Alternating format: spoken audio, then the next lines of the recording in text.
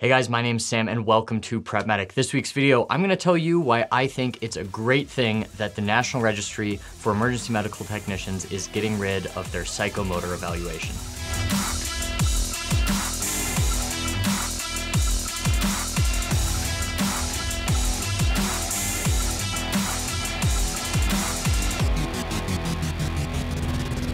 For those of you that don't know, the NREMT is the main accreditation agency for EMTs and paramedics across the United States. They have portfolio requirements that schools have to present to them before they can clear a student after their schooling to take the National Registry exams. Now, the National Registry exams consist of two parts. You have your psychomotor evaluation, which is a skills-based test that goes through for paramedics intubation, it goes through IV starts, medication administration, medical and trauma assessments, and then a number of other things. For EMTs, it's much more basic skills such as backboarding, which we don't do a whole lot anymore, your basic assessments, and then a couple BLS skills such as bleeding control.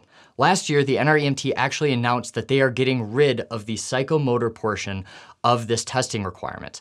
And for me, I heard that and I thought, wow, this is a huge step backwards. We're gonna have all kinds of people passing these tests that absolutely should not. There's not gonna be any kind of validation of skills, and we're going to lose everything that's close to us as pre-hospital providers. I have come around and I truly believe that this is a huge step forward in our education.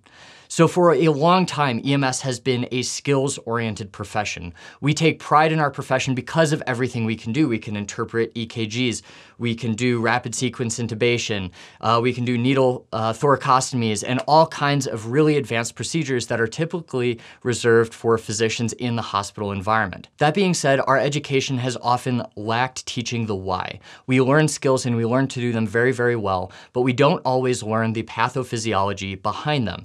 Now, any good paramedic or EMT is going to go above and beyond in their schooling and further their own education to help learn the why. But that is not ubiquitous. It's not something that every single pre-hospital provider does. This skills-based education went so far that a lot of educational institutions would actually print out the National Registry grading rubrics, hand them to students, and tell them to memorize them line for line. This is incredibly lazy education and does not teach the why. It only teaches the how, and even the how is not really done how it's done in the real world. So this is a completely useless exam in my opinion. It also lags behind standard practice. We're still putting KEDS on people, or we were when I went through, and we did when I was an instructor. We're going through these outdated procedures and we're being tested on them, things that we're never going to learn in the real world.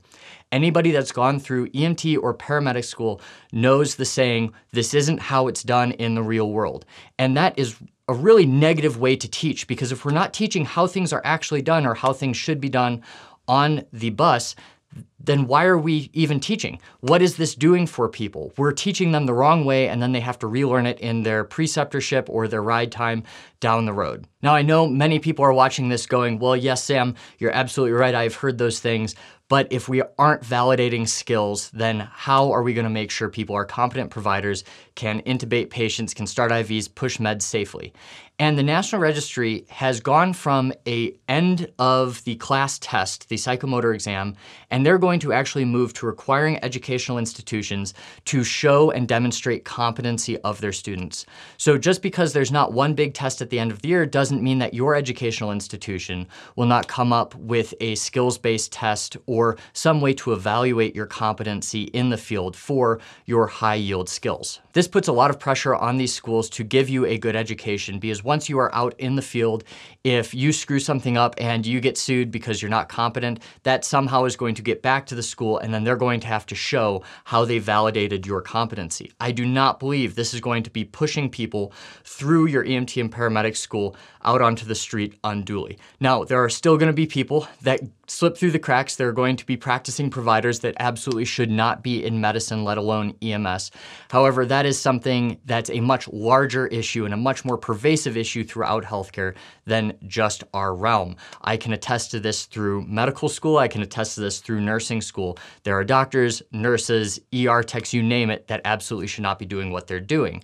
But I do not believe this change will contribute to that. One other point in favor of this change is that it brings us more in line with nursing education. In nursing school, you have several labs that you have to pass to validate skills. However, when it comes to your accreditation nationally, you go and you take the NCLEX, which is a written exam similar to the National Registry that does not involve a hands-on component. This change does not fix everything that's wrong with paramedic education in one fell swoop. There are still a lot of hurdles we have to jump over, but it is my hope that this is one of the first steps in transitioning paramedicine and pre-hospital care from a technical, skills-based job to a more cerebral healthcare provider that's able to think for themselves and make clear-sighted decisions based on pathophysiology and evidence-based medicine. Let me know what you think. Do you agree with this, or do you think this will end up harming providers? Leave them in the comments down below, and I will see you next week.